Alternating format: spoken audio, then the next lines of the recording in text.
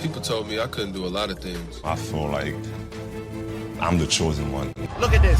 We created this. This didn't exist before we were here. All we are is proud and passionate. I love Toronto. I love this team. And we're going to the NBA. Nothing matters but winning. Welcome back to episode 72 of Rapzville Weekly, the show where we start to sound like broken records because the Raptors cannot do anything but lose, apparently. I'm your co-host, Gabriel Chelio, alongside my other co-host, Adam Casucci. And today we have two games to talk about, the Cleveland Cavaliers game and the Rockets game, that unfortunate back-to-back, and also a little bit maybe of what's going on right now in the league. There's a lot of talk about the trade deadlines coming up. It's going to be this Thursday, the 25th, and there's a lot of stuff about teams being interested in Norman Powell. Kyle Lowry's name is being brought up quite a bit. So I guess we're going to see what happens there. Before we get into that, as always, please like and subscribe. Check us out on Instagram at Rapzville, NBA News, Raptors content. Leave your comments down below. We hope you enjoy. Adam, let's start off maybe with the trade stuff here. So we're approaching trade deadline. Right now, nothing's happening. Nothing has happened. There's a lot of talk. And obviously, as Raptors fans, we've been on this horrible streak of just losing, that we desperately need to find some type of change. We want a trade to happen. We want to switch up this roster because right now we are playing like absolute garbage. What do you think is going to happen this trade deadline? We know that Kyle has said that it's his birthday. He doesn't care about anything else but his birthday. But his name has been linked to a couple of teams, Philly, Miami, and it's believed that at the end of this week, we're going to hear something about his free agency in the summer, either a resigning or possibly a move to the Heat or the 76ers. Well, there's a lot of things going on right now in this trade deadline. Apparently the Cavs have offered Drummond for Norm and Masai did decline, which we heard further about later on. And I think that was the deal we had to go into. I think that Drummond would have made the difference. He would have filled their problems. And by saying no to that, I think we get less value now because all the other trades that we're looking at from Trade Finder, ESPN is releasing a lot of them. They're less value. We're receiving a lot of young players with less value and some picks. And I get we can start the rebuild, but if we're going to rebuild, we have to do it in a way that we have to just release our big contracts, which is going to be really hard to do. And restart by getting picks, almost kind of like OKC and what they did, really kind of rebuilding from the bottom, getting a lot of picks in the drafts, and really starting over. Yeah, that's definitely an option. We put up a poll on our Instagram the other day of if the Raptors should tank. Adam, what were the results on that poll? How many said yes and no, roughly? So we had 70% saying yes, and I totally agree with that right now because we don't seem like we're a contending team in the East. And and we have we don't have a lot of young players, which is an issue. And we have a lot of guys between the ages of 25 and 30, really trying to make themselves a name and really trying to get themselves into the league, basically establish themselves. And it's not really working right now. We have our established guys with Fred. I don't know if we consider Siakam an established guy. Siakam, Norman Powell, Kyle Lowry, obviously the veteran. And our roster it's just, I don't think it's there. I don't think we have enough value on our team and enough skill to compete and win games consistently. And consistently is the key word here because I think we can win games. It's really hard to keep on doing it on a consistent basis. And who would have thought we would be saying this at the beginning of the season? Like, we looked at our roster and we knew that there's been like that declining trend of losing big players year after year, but we still had such solid pieces. Fred VanVleet, who plays like an all-star, Kyle Lowry, Norm, all playing like all-stars, some other young players in Siakam and OG. Like, we still had a bunch of pieces and promising pieces, plus, new rookies or other young players we had in the team getting bigger opportunities. It felt like we still had a team that could fight for a 6th seed maybe in the East. And then look at where we are. We're just losing games. Looking at the squad, I think that we have talented players, but for some reason we are just playing so bad that it seems like we don't have a chance. It seems like we don't have the team to make it. I don't know how we've got to this point though, because we looked like such a strong team such a solid team going into this year. We looked like we had something, and then it turns out we had nothing. We can't win game in and game out. And these last two games are just a testament to that for how atrocious they have been. In terms of the trades, we were talking about Powell. That from that source, I think was Mark Stein that said that, and I think Josh Bloomberg might have backed it as well, that there was that trade that we obviously don't know the specifics of it, but somehow a Norman Drummond seems like a move that needed to be pulled. Obviously Norm's playing fantastic, one of the best this season, and I don't really want to give him up. But at the same time, his value is at its peak right now. He's going to want a big contract next year because he's playing so well, and Drummond could be the missing piece. If you look, we're still bottom of the league in rebounding. Our defense and our rebounding have been a problem game in, game out. Last 2 games were proved that. And yeah, we can't win games. We can't win games like this. I don't know what is wrong with our team. They seem broken. It's just like we have guys that perform. The Rockets game, our starters, they all played solidly well. And then like you just have no bench support, or you can't defend. You're not defending the 3-ball. You're not putting in enough effort. Like, I don't know what it is with our current roster, but they're just extremely lacking. Yeah, and I think Masai is still with that hesitancy. Even with the loyalty standpoint, even with Norman Powell, I think that fans will really explode on him because he's playing so well and he's been so loyal to the team. But in a business standpoint, he has to make the best decision. Like you said, Gabe, Powell is at his highest value right now. He's playing his best basketball.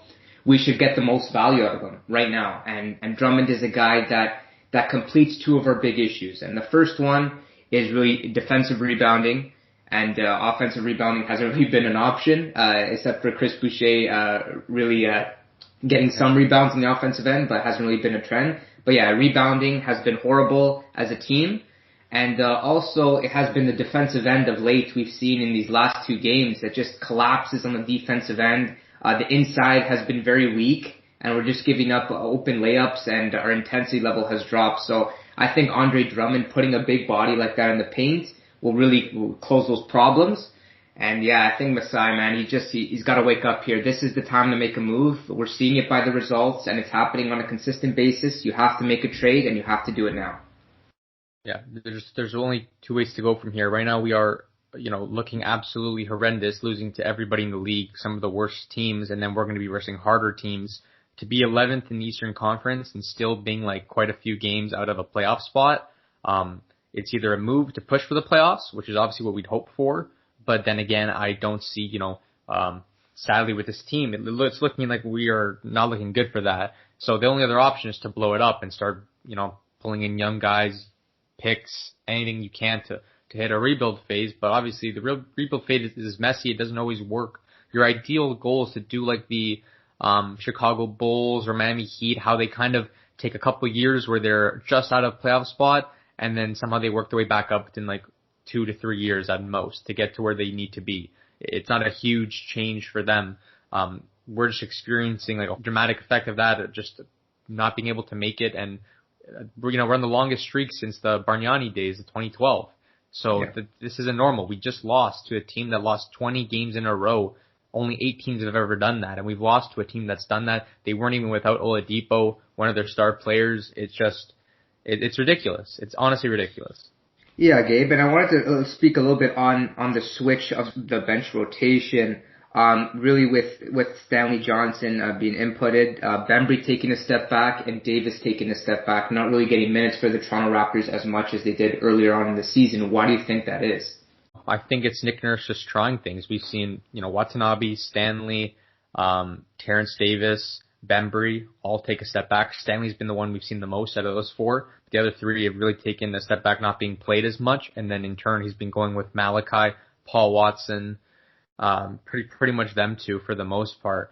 I'm not really sure. We're not winning games, so it's not necessarily something that's working. I think that, Paul Watson has been on and off okay. He's kind of filled the Watanabe role, off ball, rebounding, stuff like that. Malachi Flynn, all from the dad saying that his son needs to play more. We've seen him play more, still lack of production, very stagnant player, vanilla, doesn't do much on the floor, not much of a spark.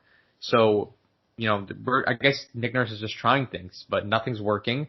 And I don't know, you start to question the chance of him getting fired, He was one of the best coaches in the league, coach of the year, coming off championships, and then all of a sudden having this just horrible spiral, and with still a solid cast, I would say they have players, but when the team starts to spiral like this, you almost think of the possibility of being fired. But then again, he's I'm sure his contract is going to be lengthy with us now, and I'm sure they have faith that it's just one bad season. Maybe they'd wait till another season or two to see if this trend continues. It's just, I don't know how we're losing games like this. He seems to not have an answer in those post-game interviews, just saying, we were close and it was a couple unlucky bounces and stuff. It doesn't seem like any proper excuses. Yeah, it's totally not. I think he's got a lot of the situations wrong this year in terms of matchups and the way they play on the defensive end. A lot of zone play, which I don't think suits this team like I've talked about in the past. And the matchups that has been assigned to certain players on the other team, I just don't think they fit, and they really haven't been working out. And then post game, we see a lot of the same excuses. Like you said, Gabe, the ball didn't bounce our way, like just stuff like that. And it's just, you keep on hearing over and over again, and it's consistently happening, and that doesn't happen. The ball just doesn't bounce your way every night. It's not how it works. You're obviously being outplayed. There's obviously issues you need to cover, and you need to explain that and be straight out with it. And that's why I'm kind of losing respect with Nick Nurse a bit, because he's not really saying the truth, and it's really hard. I understand he's trying to keep his job. He's trying to stay optimistic about the situation. But in other words, you really kind of have to say the truth, and you have to say what's being done. And maybe they need to have a conversation with Masai and really explain what they need to bring in or what needs to change, because this right now, it's not working, man. Yeah, we got two things to say about that. One is like some of the matchups I guess you're referring to is like going with Stanley Johnson against like Jared Allen. There was a run in the Cavaliers game near the end of the game where we were cutting it back, and at some points we like going small on the quickness on the defensive end sometimes works. We sparked a bit of a run off steals and stuff, but then there was the point where then Stanley Johnson Jared Allen, I should say, started to eat offensive rebounds, buckets, and then you have Larry Nance coming in for boards because we just had an undersized lineup on. And Siakam was also like benched. He wasn't playing the best. He was benched as well. So it was like OG, Fred, Lowry, Powell, and Stanley. So it was like quite undersized, and you had guys coming in left, right, and center for rebounding, mismatches on the floor, in the post. It just, some of the plays like that, it's just questionable. You take your chances, it works for a bit, and then it doesn't work at the end. It never fully works trying to play that small ball lineup. That's why I think we need the big, because it's never fully reliable. It causes some runs here and there, but every time we've had a run to cut down a lead in the past 9 games, it ends up never working out in the end. So that's one thing. And then two, quickly, the commentators as well, the broadcasters, like whether it be Leo Roudins, Matt, Jack, it doesn't matter who it is, they're all doing the same thing as Nurse. They're trying to be not optimistic. They're just making it look like we were close. The other team just played incredible. They were making shots. They were doing great.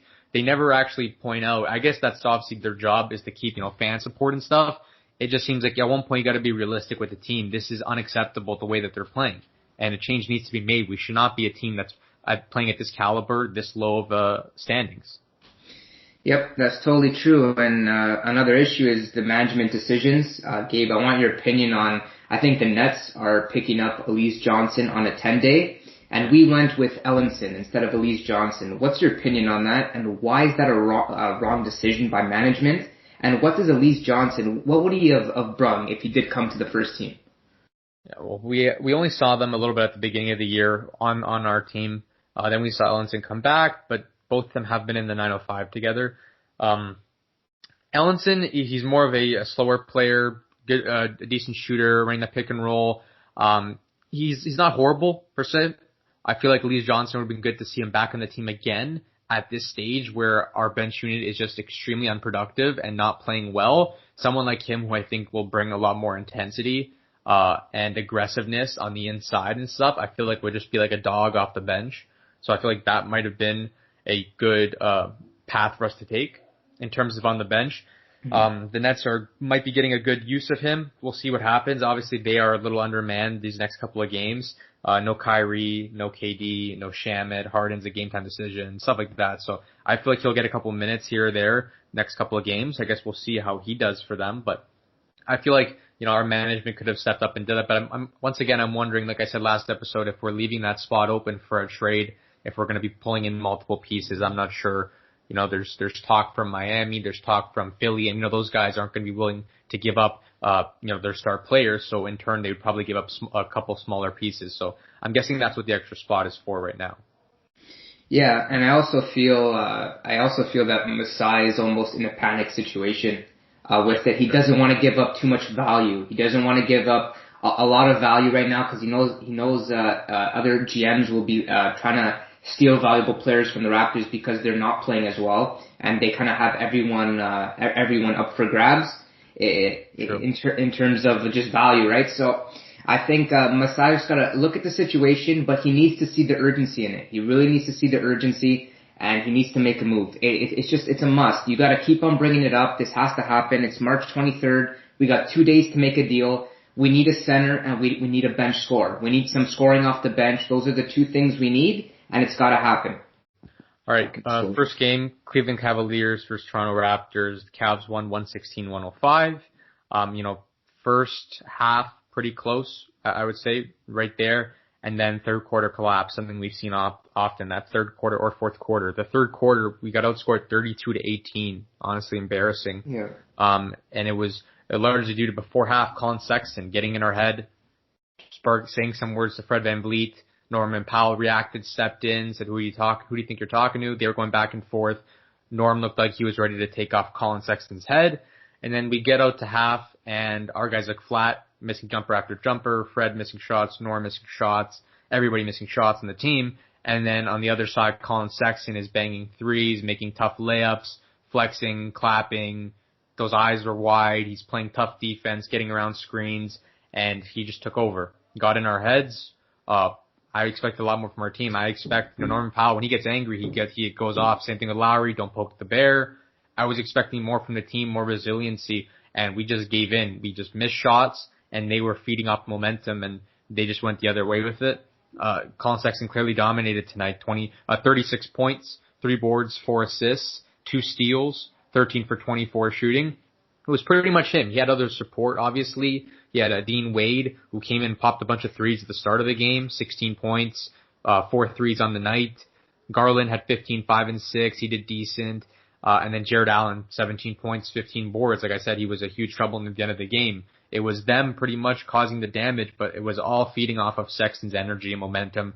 They just were hitting shot after shot after shot. And then for our team, it was nothing. Siakam only played 24 minutes, put up 9 points, 4 for 12 shooting, 2 steals, 3 boards, 2 assists. Once he started playing bad and the other lineup seemed to be producing a little bit more, keeping the game somewhat close, Siakam just stayed on the bench. A little tough love treatment from Nick Nurse there. Anunoby, 17 points, 6 boards, 3 steals, and a block, 7 for 15 shooting. I thought he played really good on both ends. He was aggressive. He got a bunch of steals and cut down the lead that the Cavs had.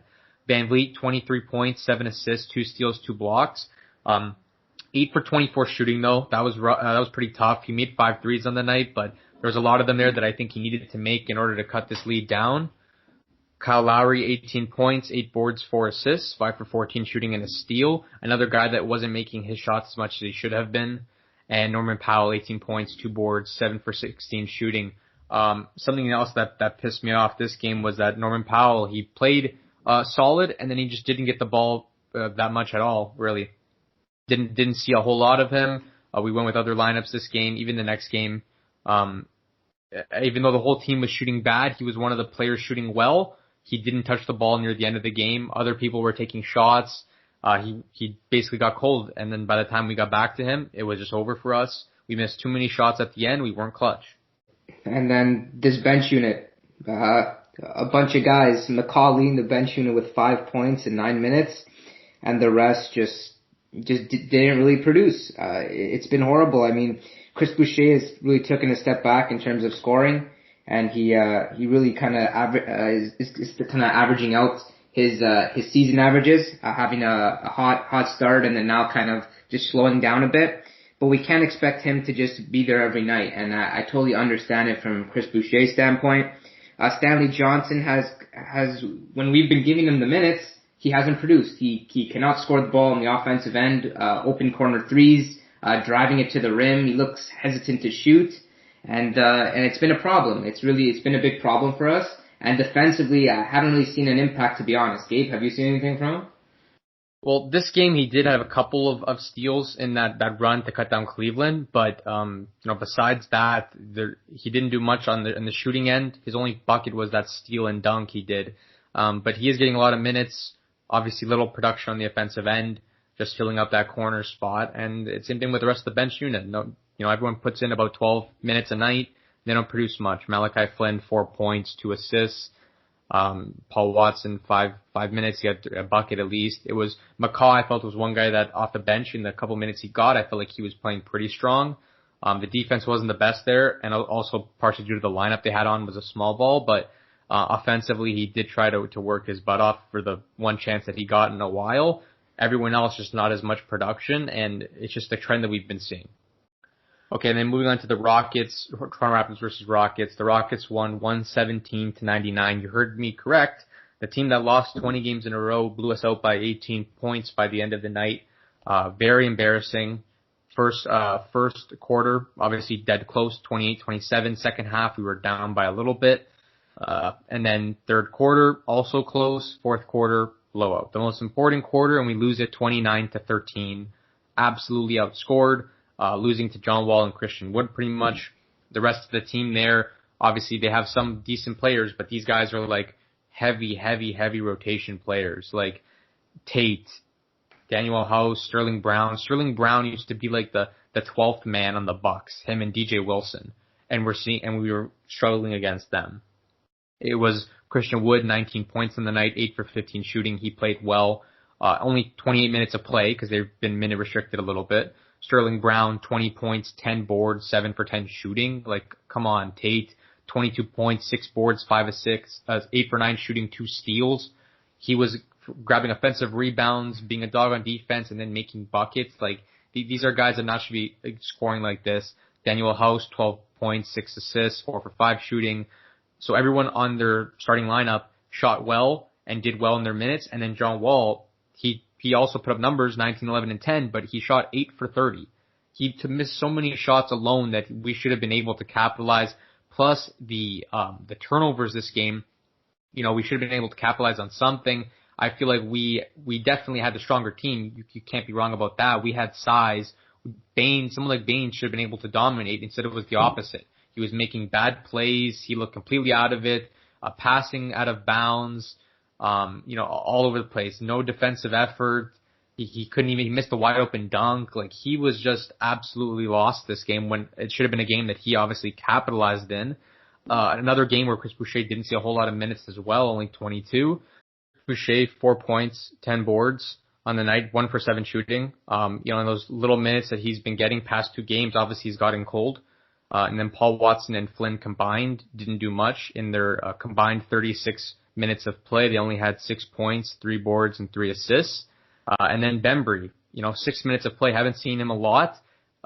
Made 1 bucket and then struggled to make others. Thought he got fouled, took like really bad shots, and then got himself ejected. Adam, what are your thoughts on that? Yeah, I mean, a lot of frustration here. I totally understand. And Houston was also desperate. Steph and Silas, post-game, after their OKC loss, was almost crying on the post-game interview, just really upset. And a lot of coaches came out and said, just keep on going, keep coaching. It's not your fault. And he really put on a coaching show this game and really made his players come out with a lot of energy, I felt. And yeah, it's a winnable game for Toronto. I mean, John Wall, he shot 8 for 30. There's a lot of winnable opportunities in this game. I thought Wood, we kept him quiet at first. He wasn't having his way. And then as we got later into the game, he started getting deeper paint touches, and Wood's a good finisher at the rim, and he just kind of ate us in that way. And yeah, and when you look at the Raptors, I mean, Siakam had a decent game, 21, 10 and 3. I thought he started off really hot, and once again that second half always cools down like usual. And then Norman Powell, I thought he had an okay game, 19 points, 8 out of 18. I thought we played decent enough to win. I mean, Fred VanVleet, 27 points, 8 rebounds. I thought that Fred was the guy really carrying the team. Everyone else was a bit lackluster in their performance. And the bench, once again, just no production, no one over 6 points. Paul Watson was leading the bench with 6 points in 22 minutes. And I feel just no one's taking that risk. No one's kind kind of afraid to make mistakes. And like you said, Gabe, I like that vanilla kind of term, because a lot of the players are just passing, not really kind of having the courage to take a shot or make a play, make a move. We saw it. Yeah, we saw it, man. There was a lineup where we somehow were like cutting a lead, but the lineup was like Malachi Flynn, Fred VanVleet, like Paul Watson. I don't even know who else it was. Maybe like Baines, and like all that was happening was the ball, every play ended up in Fred VanVleet's hands, who would score. That's why the lead was getting cut. Houston was missing wide open shots, and then Fred VanVleet was making buckets. But somehow we left a horrible lineup on with no support just because we thought it was working, when really it was a one-man show. It was Fred the entire game. Yeah, I feel like also the decision making with this team isn't good at all. Like the shot selection in the fourth quarter, and when you got to cut down a lead, instead of taking Hail Mary threes, try to get into the paint, get good percentage looks. And I also feel it's just almost fatigue or almost a laziness on the offensive end. I don't know if it's just a skill that they can't create like a good play, because they've done it in the past. It's just that they're not, like, I don't know, they don't assert themselves and aren't as aggressive in the later quarters of the game, and I feel that that's a big issue. Like, they're not driving and kicking anymore. It's almost they lose confidence in their teammates. I know the Raptors say whatever, they always say that they have confidence in their teammates and they really trust in them, but it just sure doesn't look like it in that fourth quarter. We got Fred shooting deep threes, which he did make some of them this game, which was very good. We got Lowry taking those deep contested ones, and it's just even Norm is really starting to jack him up from three now, and it's really getting to a point where you just have to get open looks. You have to really move the ball, and I feel like in that fourth quarter it's becoming like an ISO show, and that's not Raptors basketball. Yeah, so you talked about kind of the stats of each player, and that starting lineup, they all did contribute a little bit. They all shot about 50%. We've seen way worse from our team so far. So when everyone's shooting 50%, mind you, Stanley Johnson didn't do much in his minutes, but the rest of the starters, 50%, they all did their part. They all put up numbers, double-digit points, high double digits, almost 20 each, and then Fred had a bit of an explosion. So what do you say after that? There's no bench production, and there's no defense. I felt this game, we did enough offensively. There was that fourth quarter where we kind of all just stood around and ISO'd and looked like a pickup game. There was no plays being run. There was no movement. It was just everyone spread out, watch each other play, and that was very dead. But for me, it was the defense that's the killer. It just looks like no effort, no defense, not boxing out your man, not hustling for rebounds, not staying on your man, letting him get by you too easily. It's plays like that we're just letting up open shots. The other team's having a field day scoring. So when we're jacking up threes to cut the lead, it's because if we make a two, they make a two right back because there's no defense. So the principle should be that we have to make the bucket and then play stellar defense to make it worth it. And I think that was the problem. Yeah, and I feel a lot of plays, Gabe, I feel like sometimes we do play good defense to start off the play. And then there's, in between those plays, there's maybe one or two errors that one or two guys make. From the Raptors, either a late rotation, a switch, or late getting to their man, or some kind of defensive mistake, and then it ends up in an offensive rebound, a putback, and it's demoralizing. You play such good defense, you waste so much energy, and then just an easy putback, and it's just like, damn, now we gotta go to the other end and score another bucket to make up for that. So there's so many things that we need to discuss, and it all comes back. It's almost like a cycle. Gabe, I know you like to use this analysis. It's like a cycle, and basically, it stems back to Masai and that trade that needs to be made. Yes, same mistakes every game, and that's what's resulted in 9 straight. So that's pretty much it. We hope you all enjoyed. As always, please like and subscribe. Leave your comments down below. We want to hear your opinions. Check us out on Instagram at Rapzville, NBA news, Raptors content. We don't know what's going on with this team. This is, it's frustrating to watch. This is becoming a chore. We feel like we're talking about the same things every week here. Same things that's wrong, because it's the same things that aren't getting fixed. Same things we're waiting for, trades and stuff like that. The next podcast that come out will be after trade deadline. So hopefully we have some type of news for you all. But yeah, that's pretty much it. Hope you all enjoyed. That's us signing out. Peace.